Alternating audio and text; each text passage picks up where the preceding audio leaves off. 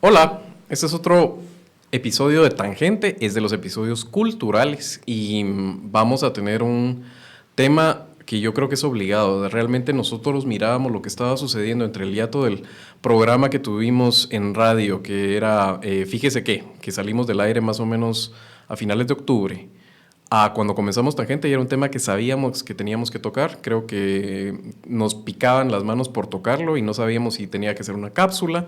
Decidimos que valía la pena hacer un programa al respecto. Y además creo que hoy va a ser una muy buena conversación porque estoy muy feliz de las personas que vamos a tener el día de hoy en el podcast, dos buenos amigos. Ya conocen a Lucy Rodríguez. Lucy es nuestra residente experta en temas de ciencia, lo que ella le llama nerdeo. Pero ahora vamos a hablar de un tema que es actualidad, que es inteligencia artificial. Pero no soy ¿Tiene experta. que ver con eso? O sea, No es soy experta, nerda, pero no soy experta en nada. Y la otra persona que también ustedes, si escuchaban, fíjese que lo recordarán, es la persona que nos ayudaba a ver en parámetros cuantitativos, por lo menos como indicador de la aguja, cómo se movía del discurso político en Guatemala, de actores políticos, a través de la herramienta que él desarrolló. Es Gustavo Herrarte. Gustavo es antropólogo y Gustavo trabaja directamente con una de las aplicaciones de inteligencia artificial, que es análisis del discurso, aplicado en este caso a Guatemala y a los movimientos sociales, a actores políticos, y también a mecanismos de machine learning, que es cuando la máquina misma puede ser entrenada en procesos iterativos para cada vez tener unas respuestas más de lo que se está buscando, que es el objetivo al final, la variable, como sería en este caso, se llama en la jerga, ¿verdad?, de control que estás buscando. Entonces creo que son personas ideales. ¿Por qué? Porque Gustavo nos va a poder dar no solo los insights que él conoce de la aplicación de inteligencia artificial, de dónde viene, hacia dónde va, sino que también nos puede hablar de los riesgos, que eso es uno de los temas muy importantes en este caso, y porque es un tema de actualidad. No solo es porque qué alegre jugar con ChatGPT, sino que también es el tema es muy alegre, pero también está el otro tema de es todavía una tecnología que no sabemos realmente las implicaciones que tiene y cómo puede cambiar fundamentalmente el modo de vida de los humanos en este planeta. Así que bienvenidísimos, Gustavo, qué gusto tenerte. Gracias. Lucy, es de tu casa, ¿verdad? Entonces yo les propongo que vamos a hablar alrededor de 3 ejes principalmente. Vamos a conocer un poco de qué es esto de inteligencia artificial, de dónde viene, por qué estamos en una época de boom, de la explosión de la tecnología alrededor de inteligencia artificial y el desarrollo de la misma, la investigación de la misma. Y lo otro, vamos a hablar después de las aplicaciones, que es un poco lo que está de moda, en este caso conocer en qué se está usando, en qué se va a usar próximamente. Y de último, que es la parte que yo creo que es más interesante y que tenemos que tener una conciencia realmente como ciudadanos, como gente, como habitantes de esto, es los posibles riesgos, no solo las infinitas posibilidades o finitas pero muy amplias posibilidades, sino también de los grandes riesgos que todavía no los tenemos bien medidos. Así que ¿les parece bien que tengamos la conversación alrededor de eso? Démosle. Va, yo quisiera que Gustavo nos ayudara y nos hiciera una exposición inicial. Hablemos, cuando se habla de inteligencia artificial, te hablan incluso de diferentes tipos de inteligencia artificial, pero creo que si nos vamos al inicio, siempre ha sido una aspiración del humano crear estos autómatos, ¿verdad? O sea, desde que leías el mito de Pigmalión, leías esas...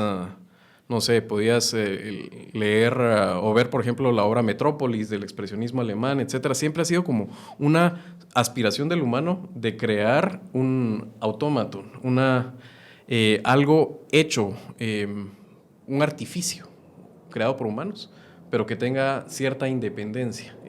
¿Nos podrías ayudar un poco de dónde viene el sueño de la inteligencia artificial?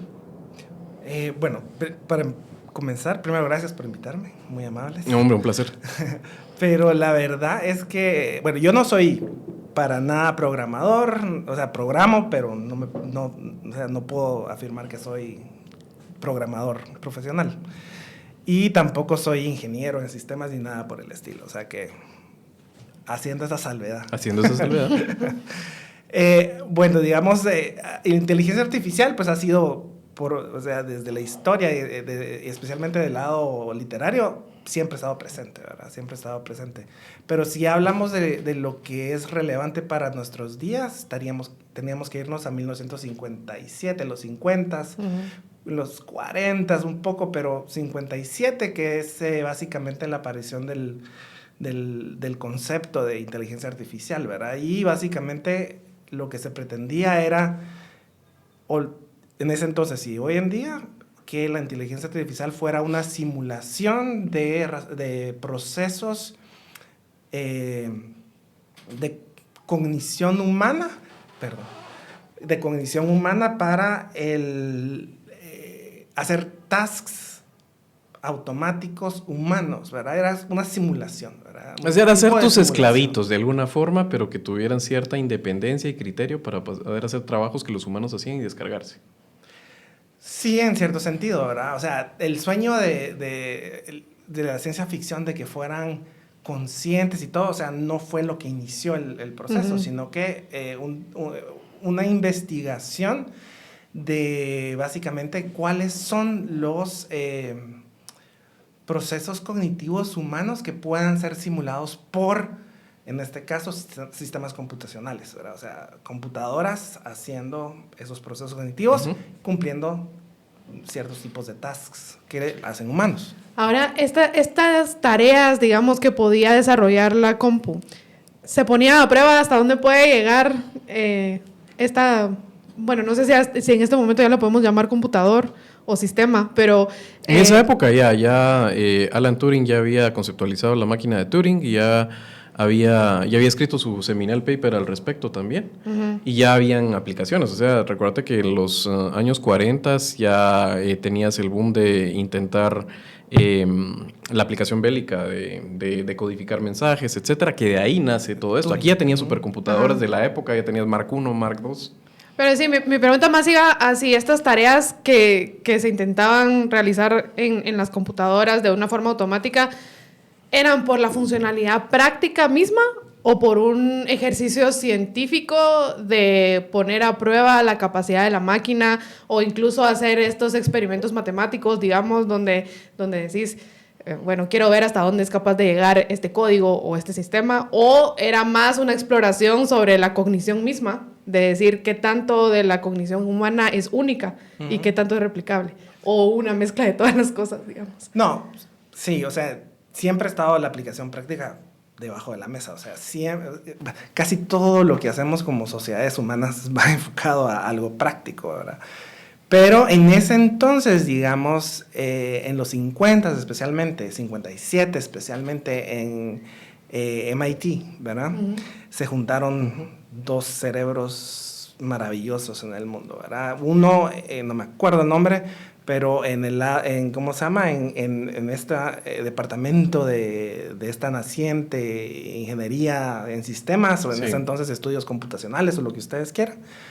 Y por el otro, un revolucionario que admiramos mucho, que todavía está vivo, que se llama Noam Chomsky, ¿verdad?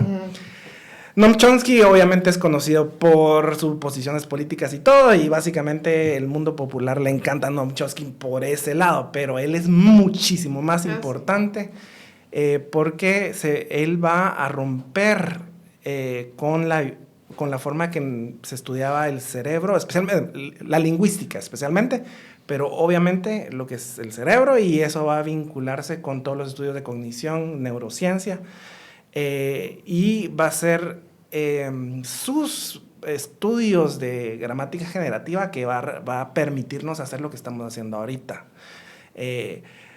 Y él siempre ha sido consciente de que este ejercicio era académico, ¿verdad? Y su crítica de hoy en día es que nos hemos desviado de eso. Le hemos hecho mucho énfasis a la parte práctica, ¿verdad? Entonces, digamos, esa década de 1950, los 50, especialmente a finales de los 50, va a ser históricamente importante. Eso no significa que no habían ejercicios anteriores. Pero, o sea, Chomsky va a romper con todo lo que era la tradición de Skinner y Pavlov, que nosotros conocemos que es el condicionamiento, ¿verdad? Y que eso era la máquina de Turing, ¿verdad? O sea, tenés un input, tenés una caja negra, ¿verdad? Saber cómo funciona, pero tenés un output después. Y un output, ¿verdad? Eso, cómo no funciona, es lo que va a romper Chomsky, donde va a decir, bueno, o sea, eso no nos ayuda para entender el lenguaje y obviamente la cognición humana. Lo que nos ayuda a ver esto va a ser lo que nosotros llamamos unidades gramaticales, que son generativas, y eso va a ser una revolución en cómo nosotros veíamos la cognición humana. De ese entonces a los 90s fue época de... El invierno, lo que le llaman el invierno, exacto, ¿verdad? O sea, básicamente, primero, obviamente, poderes computacionales y la habilidad de personas como nosotros de tener una computadora en esas décadas era imposible, ¿verdad? Y el poder computacional, aunque uno tuviera un sound system, una mainframe de sound system, o sea, era carísimo y no tenía mucho poder. O sea, nuestros celulares de ahorita tienen más poder que esas mainframes, ¿verdad? O sea, esa época fue una época que hubieron muchos avances, pero también muchos retrocesos, ¿verdad? Solo una cosa, Gustavo, en lo que estabas exponiendo, que creo que es importante para entender un poco lo que preguntaba Lucia acerca de si era una curiosidad científica pura o si era aplicado. Sean Carroll, no sé si lo han escuchado, lo han leído. Sean Carroll es un físico de Caltech y él dice que hace un llamado en este momento, un poco ese llamado que hace Chomsky, a profundizar el conocimiento por el conocimiento. Que después de la Segunda Guerra Mundial hay como un cambio del epicentro de la investigación de Europa a Estados Unidos y que los gringos son así, construyamos babosadas, ¿para qué? Mientras que el espíritu científico europeo era un poco más del conocimiento por el conocimiento, que digamos, uno podría hacer un caso incluso que la computadora sale un poco de eso. O sea, digamos, la máquina de Turing sale como un ejercicio precisamente para probar las fronteras de si la matemática es determinada, autocontenida, etcétera, y para ver lo que le llamaban en ese entonces el problema del halting, ¿verdad? Era si podíamos asegurar que deveniendo de las premisas podías armar un algoritmo y podía llegar a entregarte un output necesariamente. Y lo que prueba la máquina de Turing, para eso está hecho el experimento mental, es para ver que no necesariamente es así. No te garantiza que es devenir de las premisas y derivarlas vas a llegar necesariamente a un output, sino que puede entrar en un loop la máquina, ¿verdad? Entonces, es un poco lo que estaba... ¿por qué hacer un caso de que hay que regresar a la investigación por la curiosidad y que eventualmente después vienen las aplicaciones? Y la otra cosa es...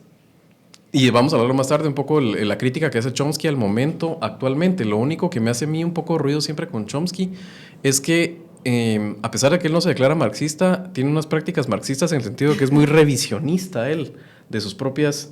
Es difícil, es correoso como un intelectual, es difícil a veces entender realmente Chomsky cuál era su postulado acerca de lo que él te dice, por ejemplo, de la gramática universal o de ese mecanismo que él dice tenemos en el cerebro que hace único que los humanos podamos desarrollar lenguaje. Realmente si lo miras no está como puesto en una teoría per se de Chomsky. Es difícil porque la ha ido como revisando y como a través del tiempo corriendo, pero sin decir antes estaba equivocado, digamos, y ahora la reformulo de esta forma. Es difícil encontrar un paper donde digas este es el pensamiento de Chomsky y así formula la teoría de la gramática universal, por ejemplo.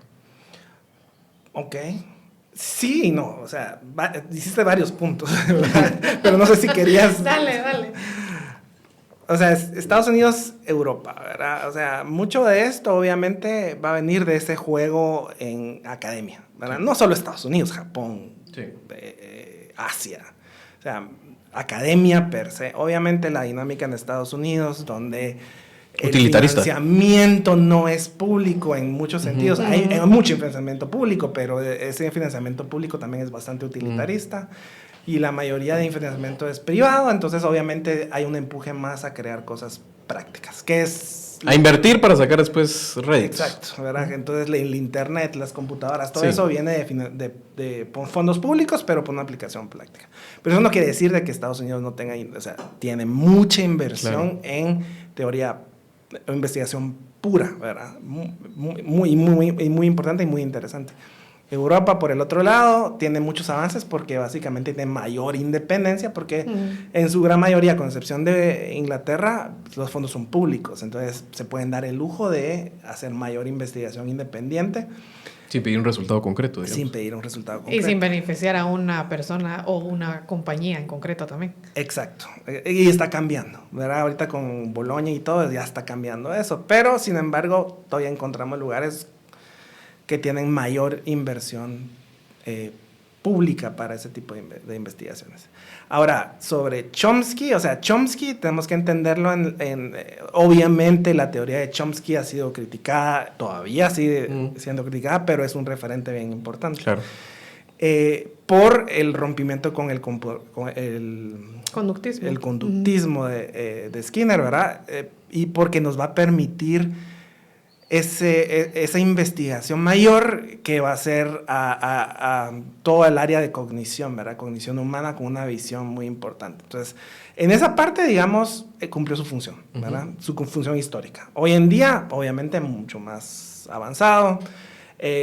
Como todo académico, va a revisar sus ideas, va a tener nuevas evidencias, va a votar a algunas, va a avanzar a otras, va a crecer, o sea, ahí sí como todos, ¿verdad? Sí, yo creo que eso no lo hace marxista. Refería a que lo hace un ser humano que sigue vivo. No, pero, no, de hecho él rechaza mientras viva, él va a seguir como volviendo a revisitar y ver en qué se yo lo que me refería con eso no es el pensamiento marxista, sino es la práctica que han tenido los marxistas después de Marx, es decir, Marx nunca se equivocó.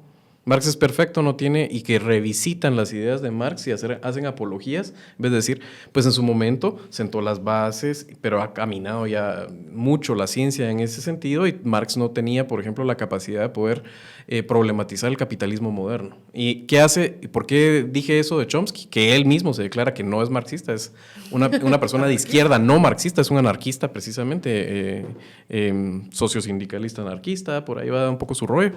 Es que él nunca ha admitido que ha reformulado sus ideas, sino que es este acto de prestigitación. Pero es necesario decir... Es necesario. Fukuyama lo hizo y es, por ejemplo, de las cosas que le dan credibilidad. De hecho, los buenos científicos lo hacen. No estás obligado a no haberte equivocado, pero es parte de la honestidad intelectual y te acredita si decías que te habías equivocado. Pero es una tangente. ¿Qué tiene que ver esto al final? Aterricemos. Sí, ¿qué tiene que ver alguien que estaba desarrollando o problematizando el lenguaje, ¿verdad? Que funda la lingüística moderna como Chomsky? ¿Qué tiene que ver, digamos, para que nos lleves a la aplicación a inteligencia artificial, que es el tema de hoy? Otro de MIT que es contemporáneo este día, obviamente colaboró con Chomsky, que es de apellido Marr. Yo creo que, y él sí va más en función de la operacionalización, más allá del lenguaje, que es bien importante. Él iba a la aplicación de estas ideas de Chomsky hacia el lado de sistemas, ¿verdad? Sistemas biológicos, sistemas mentales, cognitivos. Entonces, él va a ser importante porque va a dar los primeros pasos en explicar el cerebro humano, que va a ser bien importante. Y la razón principal por lo que se va a fallar en esta primera ola, si ustedes quieren, de inteligencia artificial, ¿verdad? Que es básicamente esta idea de servomecanismos, ¿verdad? Entonces, básicamente uno tenía un task, ¿verdad? Que tenía que cumplir, ¿verdad? O quería cumplir.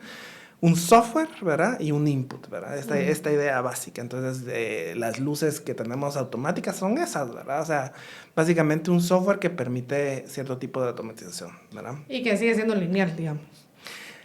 Un input, un proceso y un output. Digamos. Sí, o sea... Y no es recurrente. No tiene ese mecanismo de aprender la máquina, refinar. Bueno, más dependiendo variables. de cómo definas aprender, ¿verdad? Porque si tenés un software que está dictando, no es que esté creciendo más allá de ese software, ¿verdad? Ese es el algoritmo y punto. Se cumple. Exacto, otra vez. se cumple y se aplica, ¿verdad?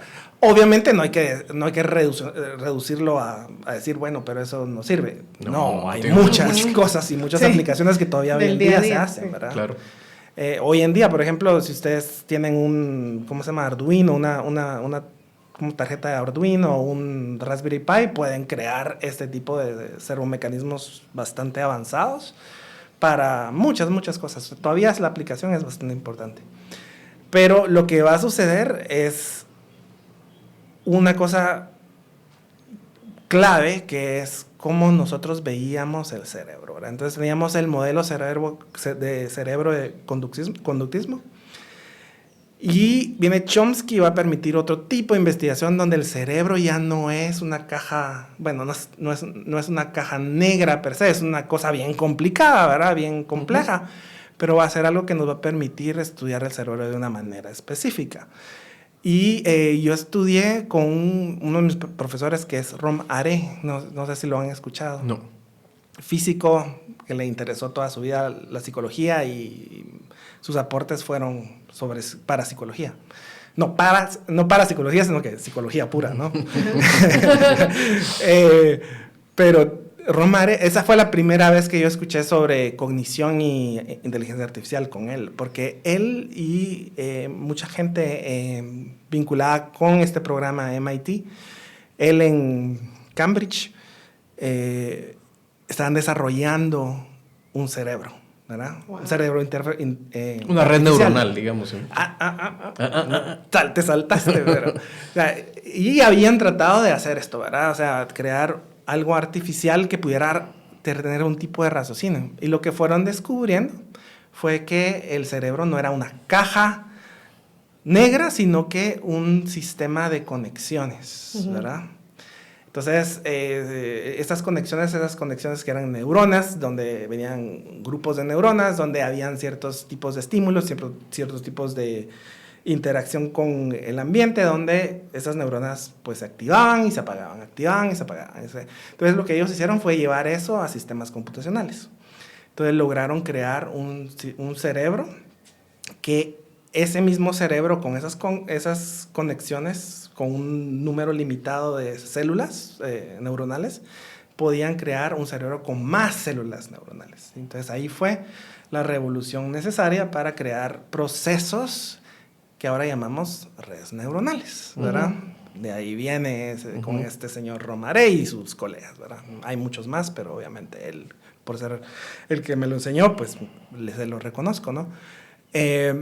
Entonces, el encontrar este proceso que se llama redes neuronales va a ser clave para lo que tenemos hoy, ¿verdad? Porque lo que tenemos hoy como ChatGPT y todo ese tipo de herramientas se basan en formas de entrenar a las máquinas que se llama machine learning. O sea, todo el machine learning es que las máquinas puedan ser entrenadas para responder a distintos tipos de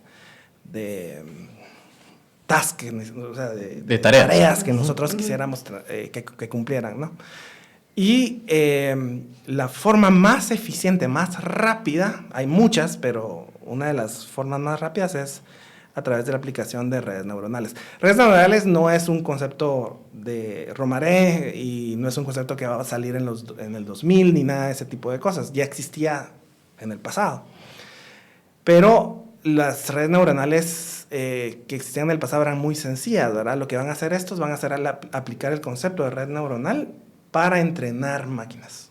Ahora, aquí, digamos, ya de una vez nos fuimos a GPT-4 o al OpenAI, pero yo creo que sí es bien importante porque, digamos, en mis conversaciones habituales que he tenido alrededor de este tema, que está como todo el mundo quiere hablar de esto ahorita, he notado que mucha gente no dimensiona el poder que tiene esta inteligencia artificial o específicamente el GPT-4, porque están pensando, cuando piensan en inteligencia artificial, piensan en los algoritmos, digamos, de Netflix, de Spotify, de redes sociales, etc. Y eso es minúsculo a comparación de lo que estamos viendo ahorita. Y es bien importante hacer ese contraste porque ahorita tú hablas de inteligencia artificial y esa es la primera imagen que mucha gente está teniendo. Mi algoritmo de Netflix que sabe predecir cuál va a ser la siguiente película que me va a gustar. Pero eso es todavía muy Pero eso es apenas... Ni siquiera se asoma al horizonte al que nos estamos asomando hoy día con las aplicaciones, digamos, de OpenAI y otras inteligencias artificiales que están surgiendo ahorita. Sí, o sea, sí y no. O sea, OpenAI, perdón, y GPT, todos los GPT 1, 2, 3 y 4. Ajá. Perdón, ibas a... perdón. Es para que se escuche mejor siempre. Ok. Esas no las tenemos que ver como una revolución, ¿verdad? Las tenemos que ver como una evolución. Netflix y Chrome y... ¿cómo se llama? Los browsers y todo ese tipo de cosas Las son redes parte sociales de esa evolución, ¿verdad? Y no restando la importancia de lo que OpenAI logró, que es básicamente pasar de lo que nosotros llamamos single task libraries, o sea, o bibliotecas de una sola tarea. Ajá, bibliotecas de una sola tarea, que sería Netflix, que sería ese tipo de que cosas. solo básicamente te dan una predicción. Predicen qué te va a gustar, predicen cuánto tiempo te vas a quedar en la aplicación, etcétera. O Alexa, o ¿cómo se llama la de Google? Bueno, el aparatito, el Echo, no sé cómo se llama. Sí, Alexa es la de Google, ¿no? Siri es la de Siri Apple. es la Alexa es de Alexa Amazon. Alexa es de Amazon. Todos esos que son single task libraries, ¿verdad? Lo que hizo históricamente, y que es básicamente esa evolución, que ese salto que todo el mundo está hablando ahorita, es que pasó de ser un single task a conversación. O sea, si nosotros tengo un input y tengo una respuesta con todo lo que hemos visto hasta que aparece ChatGPT, ahora tenemos la habilidad de que esa máquina entre en una conversación con nosotros. Y eso era técnicamente bien complicado de hacer. Sí. ¿Verdad? Y eso es, pues, hay que darles a ellos el honor de que lo lograron. Sí. ¿Verdad? Bueno, pero no fueron ellos, realmente fue incluso la tecnología, digamos, el momento transformador es año 2016, para los que esta conversación les provoca, lo pueden buscar, es un paper académico que escribe gente de Google en consorcio con la Universidad de Toronto, y se llama Todo lo que necesitas es atención, Attention is all you need, y básicamente es la arquitectura de la red neuronal transformada, o sea, y de hecho así se llama la red neuronal, se llama el transformador, el transformer en inglés.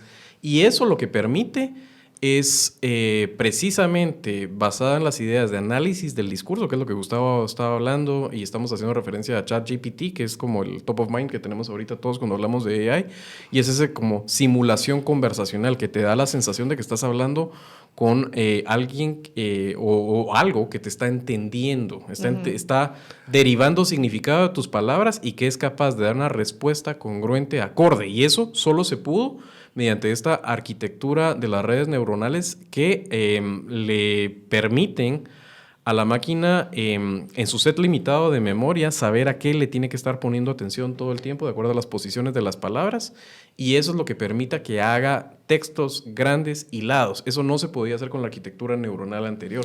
Por eso es que hablan grande. Pero por eso es que hablan de épocas de invierno y épocas de explosión de la inteligencia artificial, y es lo que estamos viviendo. Y para centrar el debate al final en el estado en el que estamos, por eso creo que Gustavo habla de una evolución, esto básicamente todavía no son procesos de cómo los humanos construimos razón o cómo nosotros razonamos. Lo que es básicamente, para ponerlo en términos pueriles, es un montón de datos, algunos etiquetados y otros no, y mecanismos de que la máquina recurrentemente refina el proceso, el machine learning, y con este poder de la arquitectura neuronal que le permite saber a qué le tiene que poner atención y no perder la vista de eso en los corpus de textos grandes. Y eso es lo que simula que casi que estás hablando con una persona o con alguien que es capaz de derivar, de razonar después de derivar de una serie de premisas, unas conclusiones. Pero realmente no funciona así. Lo único que es un montón de correlaciones, ¿verdad, Gustavo? Es un montón de relaciones que la máquina tira con base en el entrenamiento y que simula lo que nosotros podríamos entender o nos es familiar, como que estás hablando con alguien que entiende y que está formulando ideas. Exacto. Pero realmente no es así. Exacto, no, está simulando. Esa es la clave. O sea, es básicamente un loro sí. bien caro, bien complejo, es. porque no está razonando, o sea, está simulando razonamiento y no está haciendo nada nuevo. O sea, fuera de ese corpus no puede, o sea, hasta ahorita tenemos que ser cautelosos porque estamos en el inicio, así ¿verdad? No puede crear nada nuevo. Entonces, por ejemplo, me recuerdo que nuestro amigo Enrique Naveda, ¿verdad? Porque es bien novelero, ¿verdad? Viene y cuando salió el GPT, él ya era el primero que ha hecho, y viene y pone ¿por qué Guatemala es pobre? O algo así, y puso en el chat GPT. Porque quiere contestar. Bueno, y entonces le da una respuesta que, pues, no estaba mal, ¿verdad? Pero no está haciendo nada nuevo. El ChatGPT está repitiendo lo que contiene su corpus, ¿verdad? Entonces, crear novedad no puede, ¿verdad? Y si uno quiere, perdón, dale. No, dale, seguí. No, si uno quiere, ¿cómo se llama? Usar eso para resumir conocimiento ya existente, excelente. Pero si uno quiere hacer algo novedoso, no va a poder, ¿verdad? Y el problema también central de tecnologías como el ChatGPT es que uno puede también hacerla que conscientemente que cometa errores, ¿verdad? Que invente cosas porque no sabe. Entonces, en las áreas donde no hay conocimiento, no hay consenso, es muy malo, ¿verdad? Bastante malo. Ahora, yo quiero acotar aquí algunas cosas, porque, por ejemplo, tú dices no puede producir nada nuevo. Ajá, no puede producir nada nuevo sin un prompt, digamos. Pero si tú le das un prompt, querido? Ay, no, ¿cómo lo traducís? Yo no sé. ¿Cómo se traduce? Es básicamente el input. Una petición, no sé, un prompt. Es lo que escribís en ChatGPT. ChatGPT, ¿cómo traducís prompt? Va. la cosa es que si no le das ese prompt, no te hace nada. Pero si le das un prompt, produce algo que antes no existía. Te doy un ejemplo. Yo también de novelera me puse a jugar con el ChatGPT desde muy temprano, antes de que salieran estas versiones que, he de decir, en un par de meses la mejora es impresionante. O sea, yo como usuaria la noto. Pero digamos, una de las cosas que hice recientemente era que yo tenía un formulario donde la gente ponía varios datos, entre eso una fecha, y esto iba a dar a una spreadsheet, ya me vas a decir, ¿qué es una spreadsheet? Hoja de cálculo. una hoja de cálculo. Y luego lo que yo quería hacer era que esas fechas en la hoja de cálculo se fueran a un Google Calendar y que con cada entrada al formulario se actualizara el calendario en sí, ¿ya? Obviamente, yo no soy programadora, no lo logré, vi cantidad de videos de YouTube de cómo se podría hacer, si hay que hacer ahí un poquito de código, etcétera, para lograrlo. Bueno, fui con mi amiguito ChatGPT y le pedí, ¿no? Quiero hacer esto, le expliqué dónde tenía cada información, etcétera, y me dio varias opciones, entre esas una que era totalmente automatizado, con cada entrada al formulario se iba a colocar la fecha en el calendario al final, y esa sí requería un código. Le dije, escribime el código, porque yo no sé escribir código. Me escribió el código y me explicó cómo colocar ese código para que funcionara mi ciclo total, desde que el usuario llena una fecha en el formulario, esa fecha va a una hoja de cálculo y de esa hoja de cálculo se va a un calendario de Google. Ese código no existía, o sea, ese código es nuevo. Sí existía. ¿Sí existía? Claro que existía. O sea, pero te lo creó para ti. O sea, no existía era para ti. Customized. Pero en algún momento, en algún tiempo de la historia, alguien tuvo que haber creado procesos similares y existían para el ahí, ¿verdad? Entonces, lo que creó fue consenso sobre procesos que eran similares al tuyo y te produjo un Pero sistema. Uno específico para mis necesidades, o sea, como que lo modificó. Sí, para ti, o sea, tú le diste la indicación de que querías, ¿verdad? Entonces, con lo que tú querías, te produjo eso. O sea, yo no uso ChatGPT, ya les voy a decir por qué, pero, o sea, lo usé 3 veces, ¿verdad? Solamente 3 veces, y solo por curiosidad, porque yo sabía qué consistía, digamos, detrás de todo eso. También hay otras intenciones, ¿verdad? Pero una de mis aplicaciones fue SQL, ¿verdad?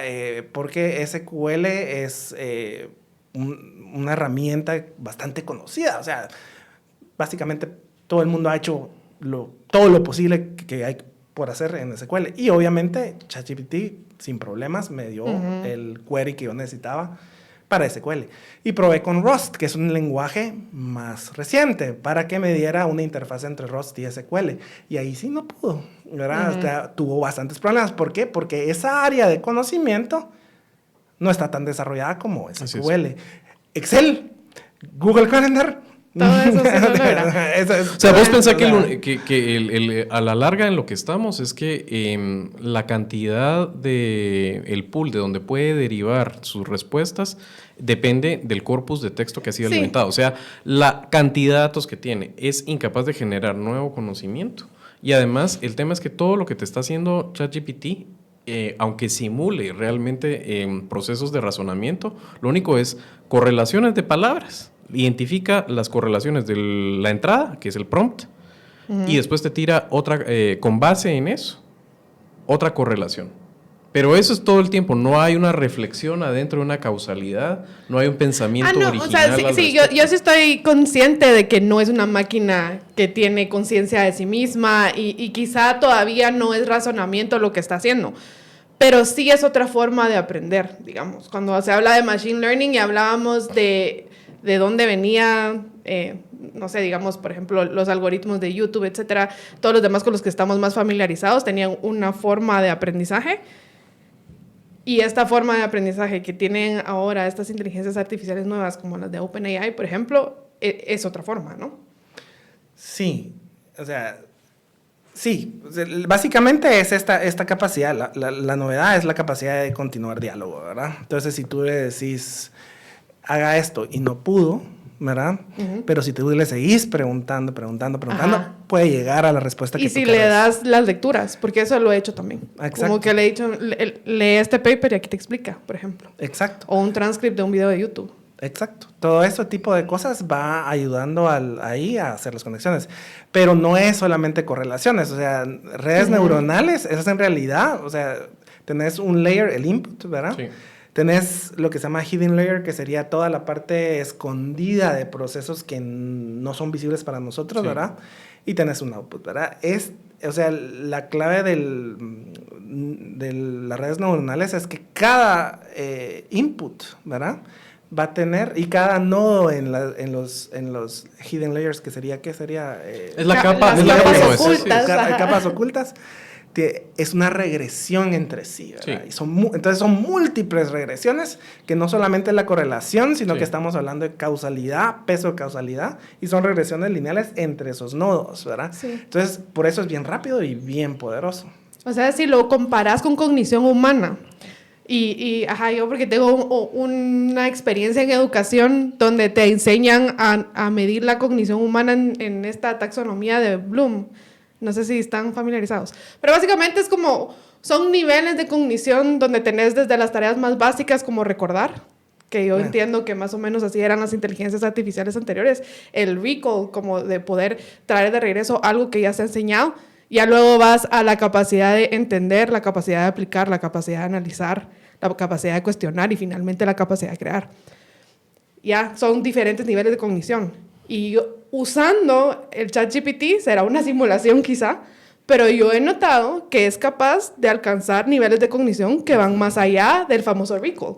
O sea, ya es capaz de aplicar, por ejemplo. Y ese es un tercer nivel de cognición que incluso muchos humanos les toma tiempo dominar en ciertas áreas también. Sí, o sea, sí, definitivamente. Y además, obviamente, el ChatGPT, la capacidad de razonamiento y procesamiento de datos va a ser 1000 veces mayor que la de cualquiera de nosotros, ¿verdad? Pero, obviamente, desde el desde el GPT-1, ¿verdad? El primero, en 2016. Pues desde ahí se había logrado, ¿verdad? O sea, se había logrado un tipo de procesamiento y ellos usaron una red neuronal que simulaba el short-term memory, o sea, la memoria de corto plazo. Y lograron tener un tipo de interacción textual. Obviamente, una línea, una respuesta, ¿verdad? Pero lo habían logrado, que antes no se había logrado, ¿verdad? Eso es bien importante hacerlo visible, porque esa evolución a lo que tenemos ahorita es mucho más complejo. Entonces, por eso tenemos esa simulación, pero es básicamente una herramienta que nos ayuda a procesar toda esa información que no podríamos procesar nosotros mismos individualmente. Yo quisiera ahora, entendiendo básicamente qué es la tecnología en este momento, cuáles son las aplicaciones inmediatas. ¿A qué voy con eso? Y es donde es bien interesante leer a los futurólogos de antes, ¿verdad? La promesa de la automatización era quitarnos trabajo físico antes que los trabajos intelectuales o de escritorio, por ejemplo, pero es al revés. O sea, Realmente lo que va a impactar primero la inteligencia artificial, está visto, va a ser una revolución en esos trabajos sentado uno en la computadora, ¿verdad? Eso es lo que en este momento está para aplicar. O sea, ¿a qué voy? Esto no va a tener un gran impacto de momento, la inteligencia artificial en construir carreteras, construir casas, por ejemplo, en la agricultura. Pero sin diseñarlos. Pero sí va a tener un impacto en la gente que trabaja en marketing, en la gente que está trabajando en salud, en la gente que está trabajando en educación, por ejemplo. Pero, ¿cómo así? ¿Cómo? O sea, a lo que voy es cuáles son las avenidas de aplicación de la inteligencia artificial. O sea, más inmediatas. Lo que vamos a ver en los próximos años, una explosión de desarrollo. En qué industrias y en qué actividades de la vida humana va a impactar. ¿Por qué? Porque cuando leías a gente, por ejemplo, como Alvin Toffler o esa mara, te decían, no, pero es que es interesante revisar eso, precisamente. La promesa era que ibas a tener robots haciendo el trabajo Sí, pues físico, ¿verdad? Y eso no es lo que se cumplió primero. Ojalá y se Muchas hubiera cosas cumplido. que no se Yo quiero mi robotina, robotina, me prometieron una. Ya, o sea, tal vez Alvin Toffler no es mejor referente, pero... o sea, es que, regresando, o sea, todo lo que tenemos ahorita, que es el discurso de ChatGPT, ¿verdad? Esa es una de miles de otras, no miles, no, pero cientos de otras técnicas, ¿verdad? Claro. Y hay todavía aplicaciones de ahí que día con día o sea, nos afectan, ¿verdad? O sea, para nosotros, muchas de las soluciones que tenemos hoy en nuestras casas vienen de inteligencia artificial. Ya mismo, ¿verdad? Spotify y todo ese tipo de cosas, ¿verdad? O sea, ya está afectando nuestra vida día con día. Obviamente, la tecnología esta nueva de ChatGPT o GPT-4. Modelos fundacionales. Ajá. Sí, estos modelos fundacionales, que ese es el rompimiento ahorita de paradigma del viejo con el nuevo, es que estos modelos fundacionales van a crear las aplicaciones por nosotros, ¿verdad? Así es. Lo que te pasó a ti, ¿Qué me pasó ¿verdad? a mí? Eso es el paradigma. O sea, yo tengo mi ahí, ¿verdad? Y el ahí viene y me genera a mí las librerías necesarias para hacer un task individual. En cambio, el paradigma anterior era yo creo la librería para hacer el task, ¿verdad? O sea, esa es la gran diferencia, ¿verdad? Entonces, el GPT-4 lo que nos está proveyendo a nosotros es la habilidad de que la máquina cree las tareas necesarias para cumplir algo. Esa es la gran diferencia. Y ahí obviamente va a tener un impacto grande. Todavía no lo tiene porque es reciente, ¿verdad? Y además es una empresa privada que no va, digamos, a tener el mejor interés fuera de su propio beneficio como empresa, ¿verdad? Pero esa es una... ¿verdad? El GPT, perdón, 4 es uno de tantos, ¿verdad? Sí. Y es un proceso transformadores, ¿verdad? Que mencionaste. Pero ese es un tipo de transformador que se llama encoder, ¿verdad? Pero hay otros que se llaman decoder. Y ahí tenés un montón. Tenés BERT, tenés Roberta, tenés un montón de otros que son open source. Yo, básicamente, lo que esperaría es que esa área sea más importante, más relevante para nosotros que GTP4, de GTP4. Bueno, pero ahí estás hablando, digamos, la tecnología es la misma, lo único es si es abierto el código o no, el acceso y que otra gente la pueda explotar. Es bien importante. No, yo sé que es bien importante, pero digamos, estoy todavía explorando la idea de dónde va a afectar realmente y vamos a ver la aplicación de estos modelos fundacionales primero, más importante, en la vida. O sea, básicamente no es que vaya a reemplazar necesariamente algunas plazas de trabajo, puede que sí, puede que no.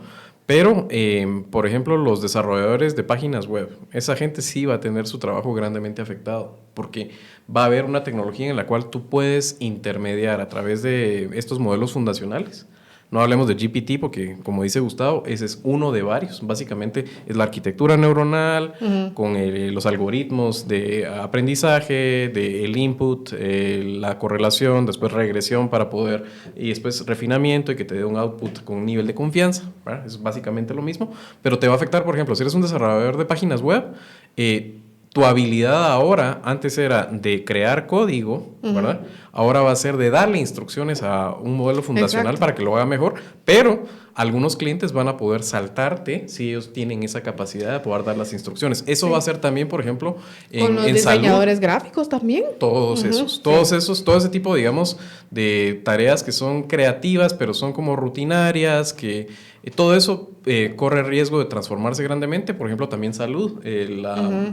Salud tiene dos grandes avenidas donde esto puede impactar. Una es, le tiras el montón de síntomas, por ejemplo, y de exámenes. Y en vez de hacer un proceso deductivo, de ir razonando, como lo que miramos del Dr. House, ahora le puedes tirar eso a un modelo fundacional.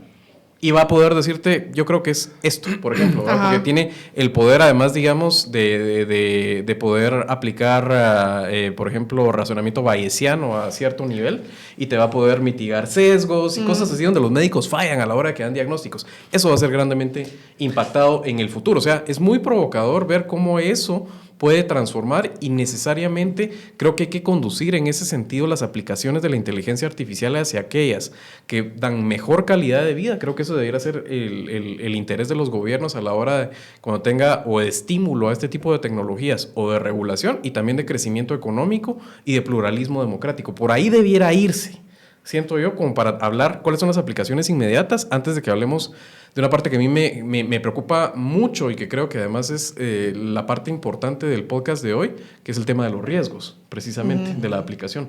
Entonces, no sé si quieren cerrar ese tema más o menos de las aplicaciones. Ahora en este momento, ¿hacia dónde está caminando? Sí, aplicaciones yo creo que hay muchísimas. O sea, incluso tú hablabas de salud, también en nutrición y fitness, por ejemplo. Todo ya eso. Dame una dieta. Yo tengo este peso, tengo quiero estos macros, etcétera. Dame un plan de alimentación. Esa fue la primera pregunta que le hice a ChatGPT, que me diera mi plan de... La vanidad es jodida, ¿verdad? No, es la necesidad. La salud. Pero también incluso un plan de ejercicios también. Sí. Quiero fortalecer este músculo, tengo problemas con estas articulaciones, etcétera. Dame un plan de ejercicio también. Yo tengo un hermano que es publicista y diseñador gráfico y en su trabajo ya le compraron la licencia para el Midjourney, que es la competencia de DALL-E.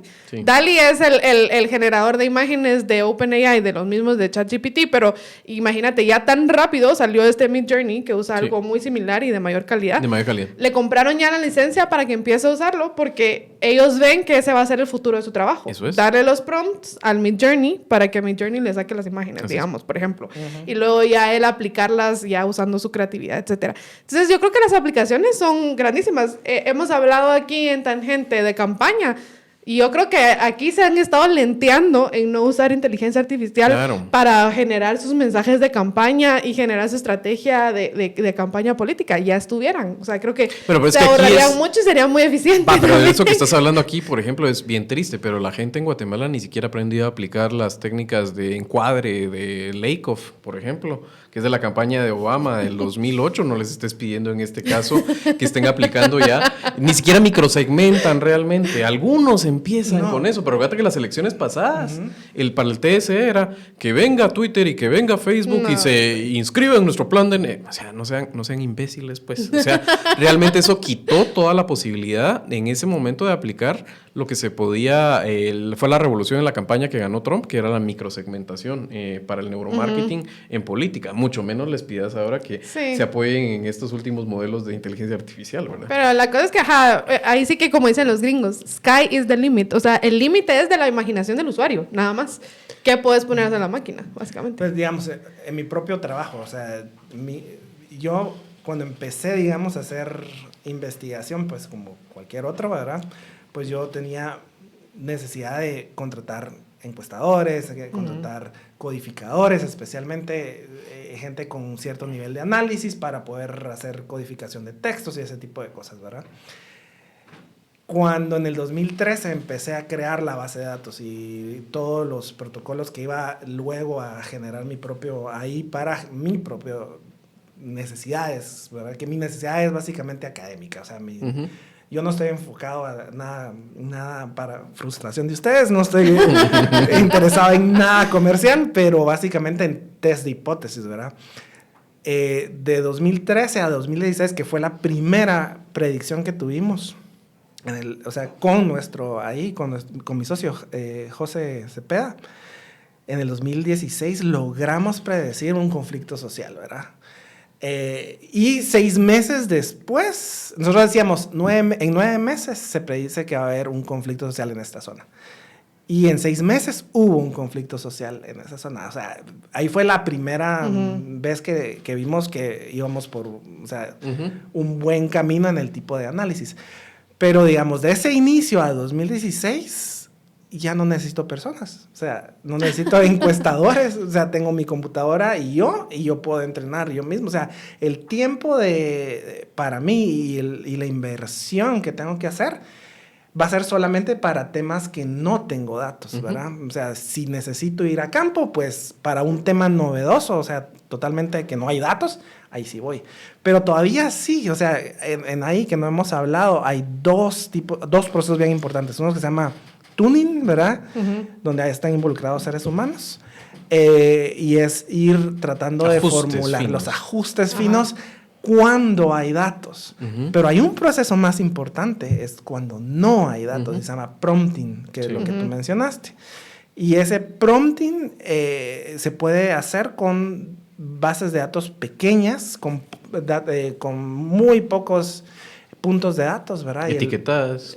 Sí, ¿verdad? Y ahí es donde está, uno, el mayor probabilidad de crecimiento de este tipo de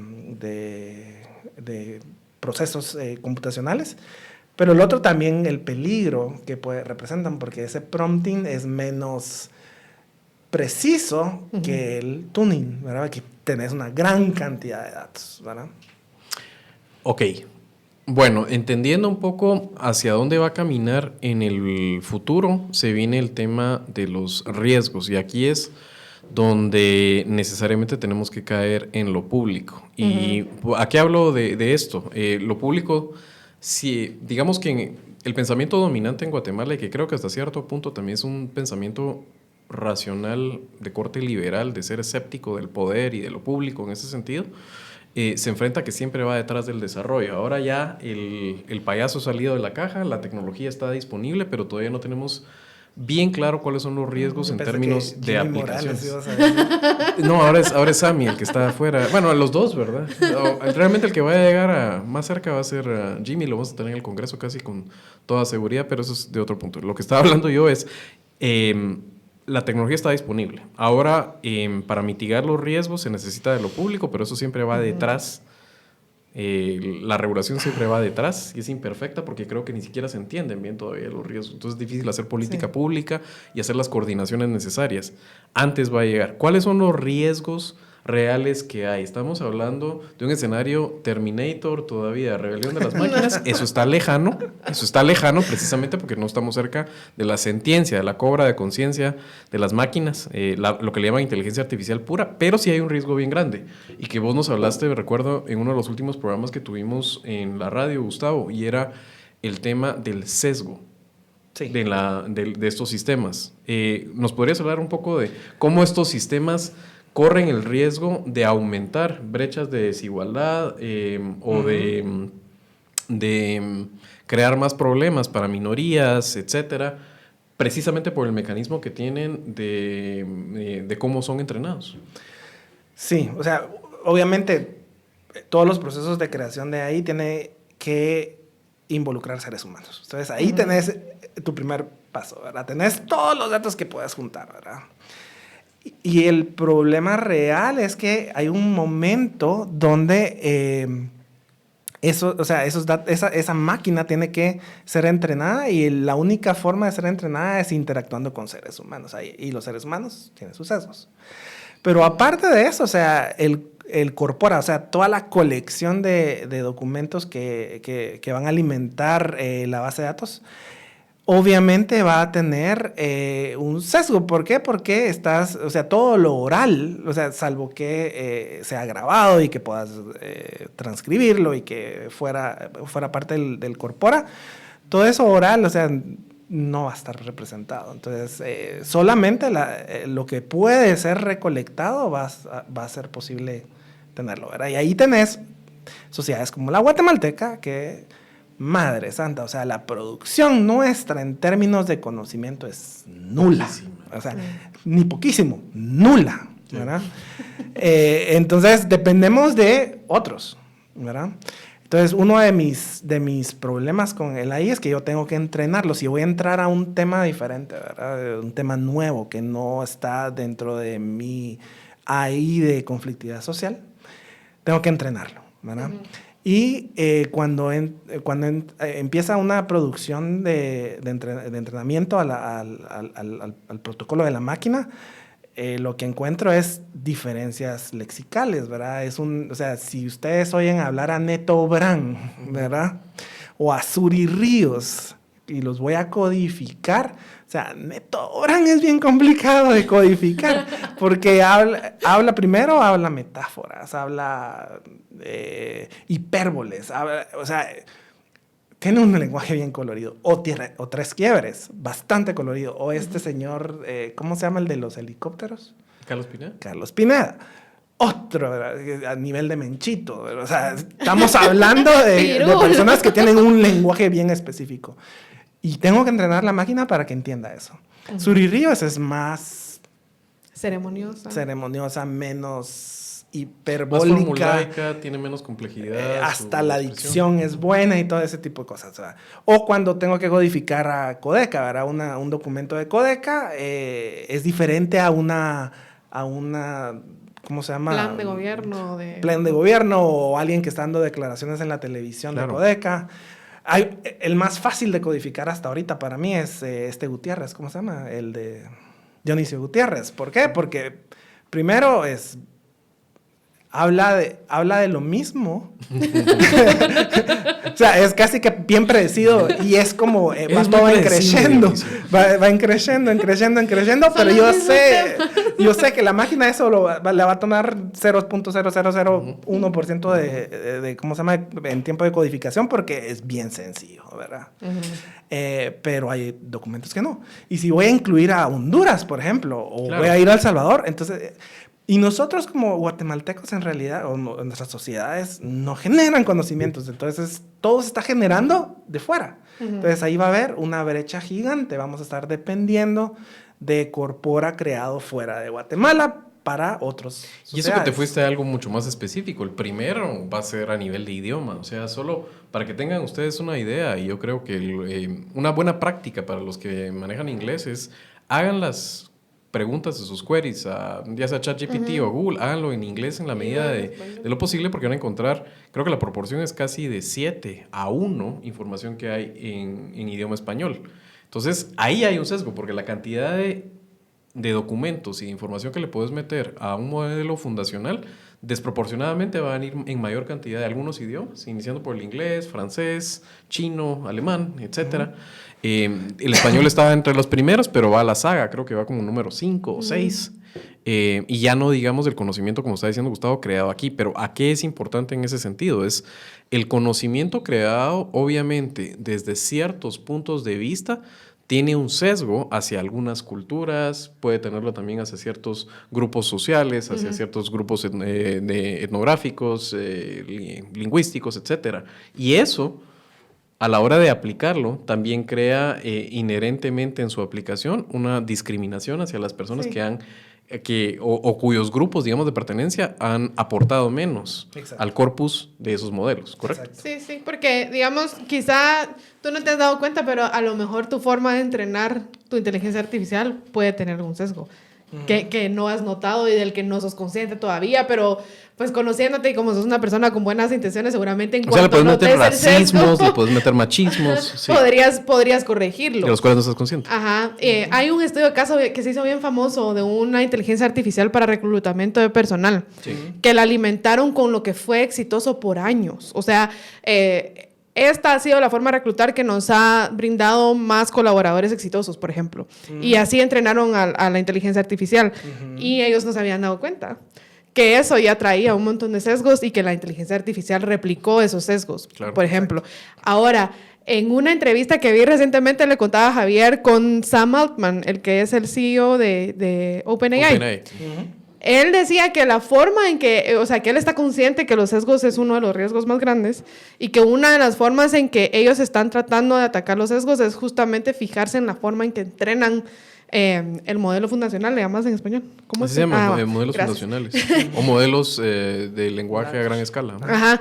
Esa es una forma, fijarse en cómo se está entrenando. La otra forma es que como ellos abrieron a un producto imperfecto, porque él sí rápidamente reconoce que GPT-4 es un sistema bastante imperfecto con bugs y demás, pero al abrirlo tienen millones de personas que señalan los posibles sesgos y eso les permite a ellos reevaluar la forma en que están entrenando el programa. Ahora, lo que sí dice él, que donde está el dilema, es que lo que a una persona le parece un sesgo, a otra persona no. O sea, todavía hay muchas áreas en las que no hay grandes consensos sobre qué es sesgo y qué no es sesgo. Bueno, sí, por ejemplo, te doy un ejemplo, y esto es un ejemplo práctico con mi trabajo. Y esto se lo he repetido a ellos mucho. Ellos siempre me dicen Twitter.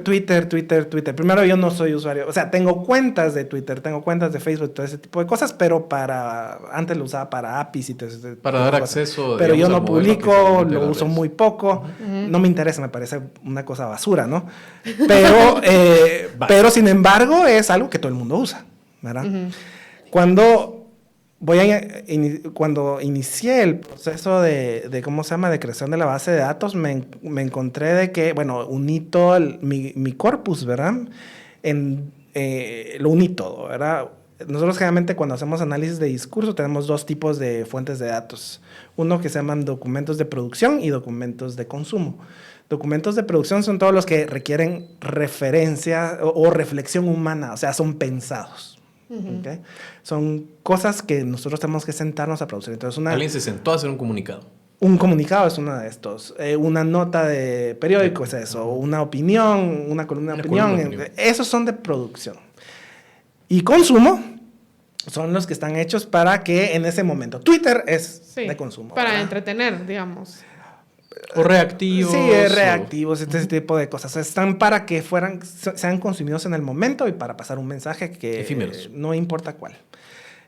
Cuando me di cuenta, o sea, yo tenía un gran problema de sesgo, porque al juntar las dos colecciones, documentos de producción con documentos de consumo, había un peso artificial de Twitter y Facebook, porque Twitter, Facebook y otros, ¿verdad? Porque básicamente dominaban el discurso. Pero no significa de que tengan razón o que... Exacto. Y estaban sesgando, o sea, estaban como magnificando un proceso social que no era existente. Entonces, lo que hice fue dividir los dos para evitar sesgos, ¿verdad? Entonces, de producción y meter todo lo posible, ¿verdad? En producción. Y en consumo, meter todo lo posible en consumo, pero separados, ¿verdad? Y lo que descubrí es que cuando se separa y cuando voy a correr análisis, por ejemplo, conflictividad social, ¿qué me predice más conflictividad social? Por ejemplo, tokenismo lexical en... mensajes de Twitter versus tokenismo lexical en columnas de opinión, ¿verdad? O comunicados, más importante comunicados, ¿ok?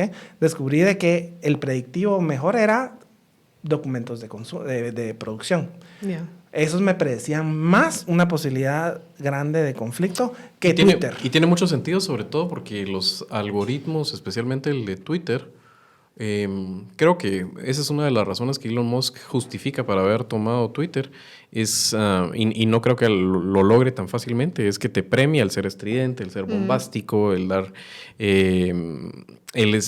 esa dinámica de nosotros versus ellos, etcétera, que te magnifica una polarización que lo que nos estás diciendo es que no necesariamente representa el termómetro de lo que le estás tomando la temperatura a una sociedad a la hora que estás analizando qué tan partida está o qué tan enfrentada entre sí está. Exacto. Eso es.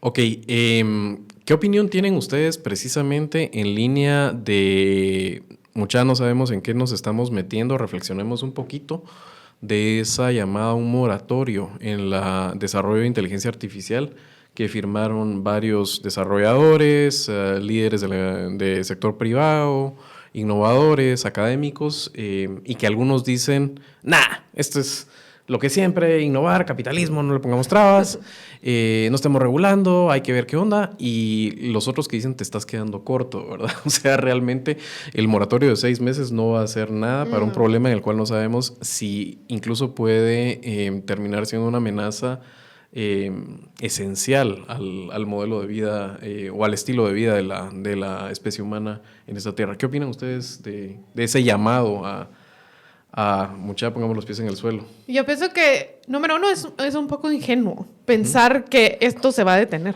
O sea, esto ya viene con una gran fuerza y ya se abrió al público. O sea, imagínate el incentivo que se salte esto está.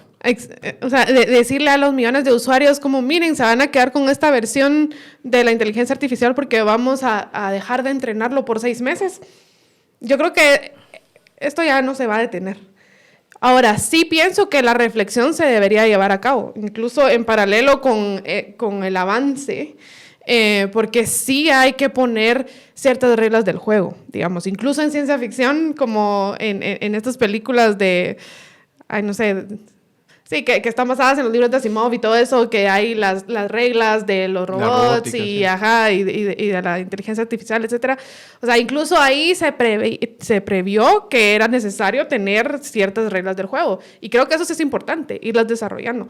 Pero va a tocar ser ágiles y desarrollarlas mientras lo demás va a estar avanzando. Yo creo que no hay forma de detenerlo.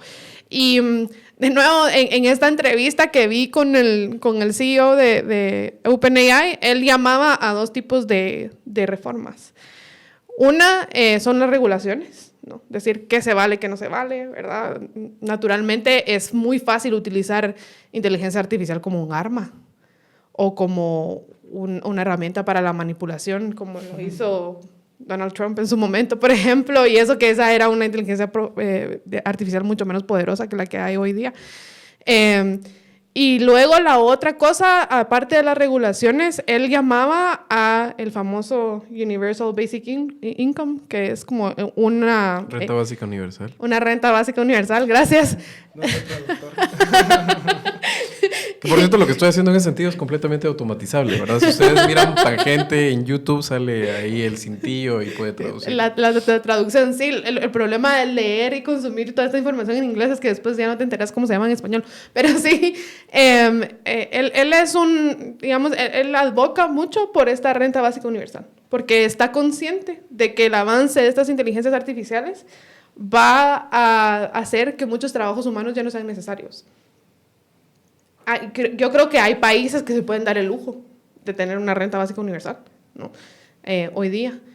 No sé si eso sería lo ideal para países como el nuestro, en desarrollo, como Guatemala. Creo que no estamos ahí. Pero el punto es que sí va a implicar cambios grandes en la forma en que vivimos en sociedad. Y sí es importante concentrarse, poner atención y sentarse a pensar cuáles van a ser las reglas que van a encuadrar cómo la gente opera estas inteligencias artificiales. Sí, yo creo que eso creo es el riesgo más grande, porque yo creo que fue muy prematuro el proveer al público en general una herramienta como ChatGPT. El desarrollo es casi imposible de pararlo. O sea, el desarrollo no hay. Porque básicamente alguien que tiene conocimiento necesario para generar análisis, ¿verdad? Con una regresión lineal ya puede hacer mucho, ¿verdad? Conocimiento bien básico. Tiene una computadora multicore con suficiente memoria y puede hacerlo. O sea, y que se dedique a recoger datos, lo puede hacer. Es casi imposible que vaya a frenarse. Lo que sí es proveerle las herramientas a el público en general, ¿verdad? Gente como Enrique Naveda, ok, va, está bien, es novelero y le encanta, ¿verdad? perfecto, pero hay otros que no son Enrique Naveda, son gente malintencionada y gente que no es, o sea, nuestros políticos, por ejemplo, podrían estar usándolo y no le daría yo mucha credibilidad de cómo lo podrían usar ellos, ¿verdad? O sea, el hecho de haberlo llevado hacia el público en general, sin ningún tipo de mediación, sin ningún tipo de regulación, ahí fue el error. Creo que lo fregado es que vivimos en una época donde el sistema mundo está precisamente amenazado y satanizado. Vemos precisamente esas personas que te reviven nacionalismos, te están diciendo ahora que hay una agenda oculta de las grandes élites mundiales y de todo lo que salga de las Naciones Unidas es un anatema, cuando francamente nunca ha sido 100% efectiva desde los principios en que fue fundada, después de salir de la Segunda Guerra Mundial y el horror que la humanidad dijo, ¿cómo podemos hacer precisamente para evitar otra vez una destrucción a esta escala? Pero necesitas de ese tipo de comunicación y de coordinación entre las diferentes personas, y eso tiene que llevarse a nivel de gobiernos y tiene que después necesitar de mecanismos de ese tipo. Se necesitan más que nunca para enfrentar problemas como este. O pues las amenazas que genera, no, las posibilidades necesitas potenciarlas, pero también mitigar las amenazas y también cosas que afectan globalmente como el calentamiento global en el momento que está precisamente más en crisis desde que fue fundado ese sistema mundo. Entonces es una gran paradoja. Me parece que ese llamado que hacen efectivamente no va a parar el desarrollo, el incentivo para saltarte las trancas, y incluso si se celebrara esa tregua, digamos, al desarrollo, alguien se lo va a saltar y lo va a estar haciendo tras bambalinas, pero sí creo que por lo menos, a pesar de que todo esto está en contra por el momento histórico que vivimos de alta polarización, del auge de los nacionalismos otra vez, de ataque a los principios liberales de la sociedad, etcétera, sí ese llamado hay que tomárselo como un llamado a la acción, precisamente para reflexionar un poco más de los riesgos y también yo diría de potenciar o estimular donde te puede ayudar, y yo creo que tiene que ser crecimiento económico, que realmente sí puede abrirte avenidas de crecimiento económico que se miraban difíciles de abrir antes de este nuevo verano de la inteligencia artificial. Y lo otro es una sociedad más plural, o sea, realmente la creatividad, mitigar la conflictividad de las sociedades muy diversas está precisamente con los valores de fomentar la pluralidad. Entonces sí creo que en eso también puede estimularse a través del uso de estas cosas, y son en lo cual la coordinación a ese nivel es necesaria, y así entiendo yo ese llamado a la acción por parte de estas personas, y hay que tomárselo un poquito más en serio porque ya lo tenemos encima. Ahora, una preocupación, por lo menos que yo veo, es quiénes redactarían esas regulaciones. Porque suponete, si te pones a ver los videos de la audiencia que tuvo el CEO de TikTok en el Congreso o el Senado de Estados Unidos recientemente, es una vergüenza esos representantes. O sea, no tenían una idea, no sabían qué le estaban preguntando, no entendían qué era TikTok, no entendían qué es un algoritmo, no entendían qué es el Wi-Fi, no entendían nada. Sí, pero ¿qué es eso en este momento? ¿Qué es la gente que está en esos puestos? Tienes que trabajar. Yo creo que lo único que tenemos que apostar es a que estas personas que están en esos puestos de toma de decisión entiendan mejor. Exacto. Pero porque no los vas a poder reemplazar, Lucy. O sea, pero ese es el gran riesgo, que en manos de ellos está construir esas regulaciones. No, yo parte de mi entrenamiento, yo estuve bueno, no crecí en Guatemala, o sea, crecí parte de mi infancia, sí, después me fui a estudiar fuera, ¿verdad? Y parte de ese entrenamiento fue ir a hacer pasantía en el Senado y en el Congreso en Estados Unidos. Te puedo asegurar, o sea, totalmente de acuerdo, los senadores y los congresistas no son de Estados Unidos en todos lados. Sí. No son buenos, ¿verdad? Lo bueno es que en esos sistemas como Estados Unidos y en otros, los que toman decisiones no son ellos. En realidad ellos están tomando decisiones sobre su carrera política, pero sobre las políticas que van a implementar son otros. Y es el ejército de gente que tienen... Brookings, CSIS. Exacto. Ellos son los que generan la política. Estos no, estos son las caras, ¿verdad? En Guatemala no. En Guatemala solo tenemos a los monos. No tenés a los científicos con bata blanca que están supervisando a los monos. No. Y los asesores, el puesto de asesor acá, no sé. O sea, yo no conozco un par que son muy buenos, pero de ahí, nada. ¿Sabes? Yo creo que más riesgo es acá. Y aquí es donde se tiene que ver saber quién va a crear esas reglas. Pero en Guatemala generalmente se copian de otros países y esperemos de que se copien de áreas muy buenas, ¿no? Pero regresando a tu pregunta sobre estos riesgos. Sinceramente, uno de los riesgos que yo veo, que no necesariamente va con la tecnología en sí, ¿verdad? Pero un riesgo que sí veo es como sociedad en sí. Guatemala específicamente comparado con Honduras o comparado con México, nuestros vecinos, es una sociedad que no genera conocimiento. Consume, pero no genera conocimiento. Nuestros investigadores, aquellos que tienen doctorados y todo ese tipo de cosas, no son investigadores. Están en puestos administrativos o en cooperación internacional, porque ahí es donde pueden comer, ¿verdad? No generamos conocimiento y cuando yo voy con un producto que viene de ahí, y vos te has dado cuenta de esto, y generalmente yo lo que hago es no solamente dar el producto en el informe, sino que decir, bueno, y esta es la evidencia, ¿verdad? Y este es el proceso que llevé yo a llegar a esa evidencia. Pero muy poca gente, primero, he encontrado de que... Te documenta el proceso de cómo creaste ese conocimiento. Uno, empezando por eso, pero que te entienda. Porque si yo digo regresión, yo sé que no me van a escuchar, ¿verdad? O sea, necesitamos un cambio social profundo donde tengamos una masa crítica que pueda entender los procesos mínimos, ¿verdad? ¿Qué es una regresión? ¿Qué es estadística bayesiana? ¿Qué diferencia entre bayesianos y, ¿cómo se llama estos? Estadística común y silvestre. O sea, lo mínimo para entender los procesos que conlleva la evidencia requerida para decir esto sirve, esto no sirve, ¿verdad? Cuando tengamos esto, vamos a poder generar nuestra masa crítica y decir, bueno, este producto, esta tecnología, la podemos adoptar o no. Pero para llegar ahí estamos años. Si no, mientras estás en las manos de los investigadores de la Universidad de Texas. Exacto. Y de otro lado que estudia en Latinoamérica y etcétera. Estás en manos de los... Bueno, y aunque... Murdoch MacLeod, de los PWGs. Pero te lo juro, o sea, yo estaba no son malas manos, pues, pero no son guatemaltecas. O sea, yo estaba en competencia digamos, en estudios, ¿verdad? En consultorías de estudios. Estoy yo... guatemalteco, viviendo en Guatemala, que mis costos van a ser muy, muy, muy bajos y que voy a darles un sistema bueno, ¿verdad? Pero hay alguien de Estados Unidos o de Europa que está compitiendo por el mismo estudio.